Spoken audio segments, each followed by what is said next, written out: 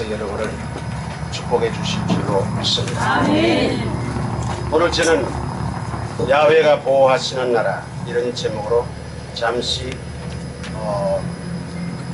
기념 예배에 말씀을 전하기로 합니다. 매년 6월이 되면 우리는 나라의 소중함과 안보에 대해 다시 한번 생각하게 되는데, 그것은 6월 달에 현충일이 있고 또 동족 상전의 비극인 6.25 한국 전쟁이 있기 때문입니다. 1950년 6월 25일 새벽 4시를 기해 북한 공산당은 예고도 없이 우리나라 2배가 넘는 20만 명의 병력과 500대의 소련제 탱크 그리고 198대의 전투기를 앞세워 이강산을 표면에 나는 전쟁터로 만들었습니다. 그리고 1953년 7월 27일 밤 10시에 휴전협정이 조인되기까지 3년 1개월 동안에 그 전쟁의 결과로 사망, 부상, 실종, 포로된 사람만 해도 한국군과 경찰이 62만 명, 유엔군이 15만 명, 한국 민간인이 99만 명, 북한과 중공군이 200만 명, 북한 민간인이 150만 명 등 총 526만 명이 죽거나 실종되었습니다. 그리고 전쟁과가 10만 명, 전쟁 미망인이 30만 명, 피난민이 320만 명으로 당시 인구의 3분의 1이 넘는 1천만 명이 이산 가족이 되었습니다. 또한 물적 피해를 보면 남한의 주택의 33%에 해당되는 61만 3천 가옥이 완전히 파괴되고 산업시설은 전체 43%에 해당하는 13,100개의 기업이 파괴되었습니다. 그리고 전쟁 중에 파괴된 교회가 2,112군데나 되었고 학살된 목사의 수는 535명이나 되었습니다. 그래서 당시 영국의 런던 타임즈의 기자는 당시 한국의 상황을 지구 안의 쓰레기통과 같이 되었다, 그렇게 표현했습니다. 그 결과 6.25 전쟁 이후 우리나라는 당시 120여 개국의 유엔 회원국 중 GNP가 119위, 120개국 가운데 119위, 뒷자리 하나 나가는 순서입니다. 76달러에 불과해 미국의 원조가 없이는 살아남을 수 없고 60년대 초반에도 춘궁기에 굶어 죽는 사람이 흔하게 발생했습니다. 그래서 당시 박정희 대통령은 전 세계를 다니며 원조를 구걸하는 외교를 해야 했으며 또 수천 명의 사람들이 외화를 벌기 위해 서독의 강보로 간호사로 팔려갔으며 머리카락을 잘라 수출의 가발 산업을 발전시키고 보민형을 만들어 팔고 전국 치잡기 운동을 통해 잡은 쥐의 털을 코리안 핑크라는 이름으로 외국에 팔아 외화를 벌어들여 그것으로 미천으로 삼아 경제를 살려나가기 시작했습니다. 그리고 그 결과 불과 5, 60년 전에 이런 서름과 아픔을 후대에게 많은 가난을 물려줄 수 없다고 결심한 6.25 세대가 있습니다. 이 6.25 세대가 그 고통을 가슴에 품고 이기었기에 지금 세계 10위권의 경제 대국의 대한민국이 될 수 있었습니다. 그러나 여러분, 이처럼 피눈물을 흘리며 노력한 결과 지금 우리가 이렇게 조금이나마 여유로운 삶을 산다 할지라도 반드시 기억해야 할 것은 이 같은 민족의 아픔과 비극이 이제는 끝나버린 역사 속의 과거의 사건이 아닙니다. 지금 오늘날에도 계속 진행되고 있는 현실이라는 것입니다. 1999년 6월 15일과 2002년 6월 29일 두 차례 걸쳐 남쪽의 북방항해선인 연평도 해안에서 발생했던 연평해전, 그리고 2010년 3월 26일 백령도 근해에서 일어났던 천안함 비격사건과 같은 해 11월 23일 이곳 연평도에서 일어난 연평도 포격사건은 아직도 북한이 전쟁 야욕을 버리지 못하고 틈만 나면 남한을 도발하는 계획을 세우고 있다는 증거인 것입니다. 그래서 극심한 식량난으로 한 해 수십만 명의 난민과 아사드의 생김에도 불구하고 척화약을 위해 핵무기 개발과 200기가 넘는 탄도미사일 발사대를 만들고 1000톤이면 4천만 명을 죽일 수 있는 화학 무기를 무려 5,000톤이나 보유하고 있습니다.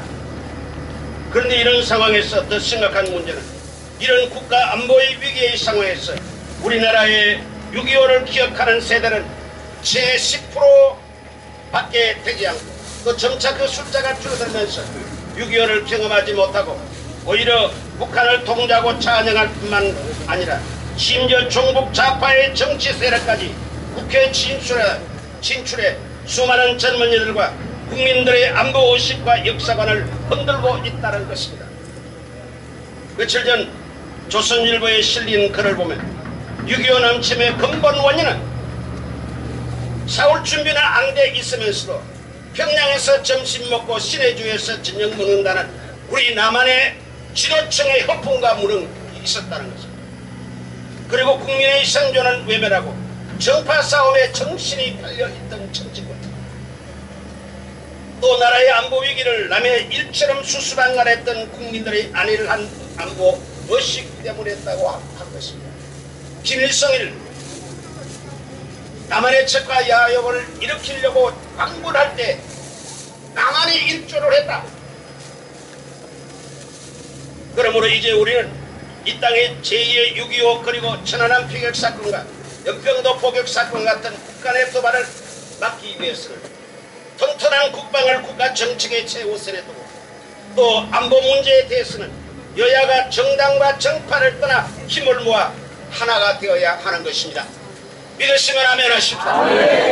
그리고 무엇보다 우리나라에 깊이 들어와 있는 종북 세력을 뿌리 뽑고 또 6.25를 경험하지 못한 세대에게 철저한 역사관과 안보의식을 교육해야 하는 것입니다.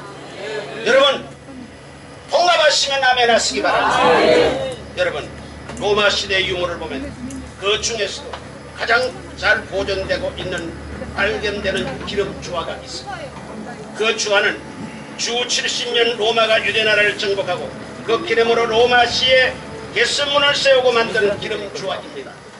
그런데 그 주화를 보면 앞면에는 로마 병사가 승리의 술잔을 높이 들고 그 밑에는 유대인 여인이 무릎을 꿇고 시중을 들고 있는 그림입니다. 뒷면에는 우리는 유대인을 이렇게 부수었다 라고 새겨진 글이 새겨져 있다는 것입니다. 그런데 이 주화가 이처럼 오랜 시간 잘 보존되고 있는 이유는 바로 로마인들이 아닌 유대인들 때문이라고 합니다. 나라가 망하고 형제들과 가족들이 뿔뿔이 흩어지는 아픔 속에서도 유대인들은 이 지역적인 기름주화를 가슴에 간직하고 역사의 상처를 기억했다고 합니다. 그리고 같은 동포를 만날 때마다 당신의 그 동전을 가지고 있습니까? 당신의 그 동전을 자녀에게 가르치고 있습니까? 라며 인사를 했다고 합니다. 그만큼 유대 민족 그런 단합되고 역사 인식을 바로 하고 그리고 후손에게 가르치고 우리는 이렇게 당했다. 우리는 이렇게 슬픔을 당했다. 억압을 당했다. 그런 시점마다 그 아픔의 상징인 기름주화를 간직했고 자녀들에게 나라 이런 아픔과 또 반드시 나라를 세워야 한다는 애국심을 가르쳤다고 합니다. 이스라엘 나라가 AD 70년에 기도대장에 의해서 예루살렘이 멸망하고 세계 각지로 흩어졌습니다. 그리고선 로마가 황제가 칙령을 내려 각 나라에게 유대인들을 사람 대접하지 말라고 칙령을 내렸습니다. 그래서 어느 나라에 가든지 간에 유대인들은 직장도 못 구하고 학대를 받고 서름받고 죽음을 당했습니다. 그런 세월이 몇 년이냐? 1900년. 1900년. 그 중에도 히틀러가 저지른 600만 학살은 지긋지긋하지. 그래서 1948년 5월 14일 유대가 이스라엘이 독립을 합니다. 독립을 하던 다음날 아랍연합군 이집트, 요르단, 이라크, 시리아, 레바논 4,500만 군사들이 무장을 하고 이스라엘 나라를 지중해 바다로 완전히 몰아내겠다 이렇게 공격해왔습니다. 그때 이스라엘의 인구가 얼마나 6만 4천. 공격하는 이 아랍연합군의 숫자는 44,500만. 그래서 촛불 앞에 등불식으로 바람 앞에 등불식으로 되는 이 결과는 어떻게 됐어요? 결과는 1차 중동전쟁에서 이스라엘이 승리하고 2차 중동전쟁에서 이스라엘이 승리하고 3차 중동전쟁에서 이스라엘이 승리하고 4차 중동에서 이스라엘이 승리했습니다. 왜 이렇습니까? 아무리 하나님이 보호하고 지켜도 나라가 분열되고 나라가 쪼개지고 나라가 막 이렇게 불파싸움을 하면 하나님도 방법이 없다는 거예요. 그러나 이스라엘 민족은 주화를 기름하듯이 그들이 살아온 1900년간의 아픔을 이제 조국을 건설하고 우리는 단합하고 연합해서 한마음이 돼서 이렇게 살아야 된다. 큰 정신으로 이들이 전쟁에서 이겼다. 하나님이 도와주심으로 이겼다. 그렇게 결과 지금 유대민족은 그 어느 민족보다도 강력한 국방과 안보의식을 지닌 민족이 될 수 있었던 것입니다. 그러므로 이제 6.25 한국전쟁 64주년을 맞이하는 우리 기독교가 앞장서 다시는 이 땅에 이 같은 비극이 일어나지 않기 위해 후대에게 올바른 역사관과 안보의식을 가르치고 또 이 땅 가운데 살아가는 하나님의 백성으로 이 나라의 평화와 안정을 위해 무엇을 할 수 있는가를 깊이 생각해야 될 것입니다. 기독교는 국경이 없습니다. 기독교에는 다만 있는 것이 조국이 있습니다. 아멘. 에드워드 카의 말처럼 우리 기독교가 먼저 나라와 민족을 위해 마음과 행동을 재무장하고 또 이 나라를 하나님께서 크게 사용하실 수 있는 나라가 되도록 복음 안에서 바로 세워나가야 합니다. 그래서 시편 33편 12절에 야훼를 자기 하나님으로 삼은 나라 곧 하나님의 기업으로 선택된 백성은 복이 있도다 라고 말씀했던 것처럼 우리 교회가 앞장서 복음 안에서 이 나라가 하나님의 축복과 보호하심을 받은 나라가 되도록 만들어 나가야 하는 것입니다. 믿으시면 아멘 하십시오. 그래서 오늘 본문에서 보호한다는 뜻은 둘러 에워싸다라는 뜻으로 이 단어는 전쟁터에 어떤 적으로부터 조금의 빈틈도 주지 않고 안전하게 보호해 주신다는 뜻입니다. 그래서 이 단어의 유래를 보면 보호한다는 단어는 어미 독수리가 장목에서 둥지에 있는 어린 새끼를 뚫어지게 내다보면서 그 새끼 위에 날개를 쳐서 그 주위를 맴돌고 있는 모습에서 나온 단어입니다. 다시 말해 어미 독수리가 장목에서 새끼새를 지켜보다가 새끼새가 뱀이나 다른 짐승들로부터 위험에 처하게 되면 손살같이 내려와 새끼를 낚아채 보호하는 것처럼 하나님께서도 그 백성이 어른거리는 큰 사자나 힘이 센 젊은 사자로부터 공격을 받으면 어미 독수리처럼 그 백성을 철저히 보호하고 지켜주신다는 의미입니다. 이해되시면 아멘 하시기 바랍니다. 그러므로 첫째로 우리는 날마다 이 나라와 이 나라의 안녕과 발전을 위해 기도해야 합니다. 사무엘 선지자가 나라를 위해 기도를 쉬는 죄를 범하지 않겠다고 결심한 것처럼 또 우리 또한 나라를 위해 끊임없이 기도해야 합니다. 왜냐하면 국가를 위한 기도는 부강한 나라의 성을 쌓는 벽돌과도 같기 때문입니다. 왜냐하면 그래서 위정자들을 위한 기도, 정치 안정을 위한 기도, 사회 질서 유지와 미래 청소년들을 위한 기도, 또 무엇보다도 이 땅의 평화와 통일, 민족 복음화를 위해 기도해야 합니다. 아멘. 그럴 때 잠언서 11장 11절에 성읍은 정직한 자의 축원을 인하여 진흥한다는 말씀처럼 우리의 간절한 기도를 통해 하나님의 보호하심과 축복이 이 땅 가운데 임하게 되는 것입니다. 두 번째, 교회가 먼저 교파와 격의 주의를 뛰어넘어 하나 되고 또 나라 전체가 하나로 화합할 수 있도록 앞장서 나가야 합니다. 여러분 마태복음 12장 25절 말씀을 보면 예수께서 저희 생각을 하세요 가라사대 때 스스로 분쟁하는 나라마다 황폐해질 것이요 스스로 분쟁하는 동네나 집마다 서지 못하리라고 말씀하고 있습니다. 한마디로 스스로 분쟁하는 나라는 망한다는 것입니다. 그래서 고린도후서 5장 17절 하반절의 말씀 그리스도로 말미암아 우리를 자기와 화목하게 하시고 또 우리에게 화목케 하시는 직분을 주셨다고 말씀하고 있습니다. 바로 교회의 직분이 화목입니다. 아멘. 1989년 독일 통일의 역사를 보면 그 민족적 위기 상황에서 교회가 가장 큰 역할을 했던 것을 알 수 있습니다. 독일이 정치적 이념으로 갈라서고 분열될 때 오히려 교회는 하나가 되기 위해 노력했습니다.